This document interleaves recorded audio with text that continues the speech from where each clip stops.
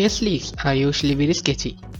Regarding the upcoming Nokia phones that we should see at IFA 2019, the Nokia 5.2, 6.2 and 7.2.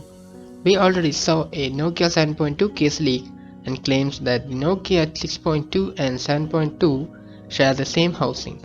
The latest case leak that was shared via /leaks suggests a different design of Nokia 6.2 from leaks we saw some days ago. The phone on the case, spotted at Amazon.es, looks like the OnLeaks renders shared in January 2019.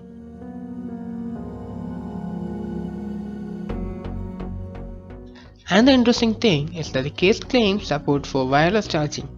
Regardless, if that info is correct, it would be really great to see again mid-range Nokia device that support wireless charging.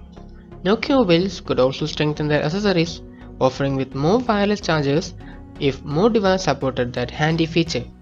We will know how credible these pictures are on 5th September, when HMD Global scheduled a press event a day before IFA 2019 in Berlin.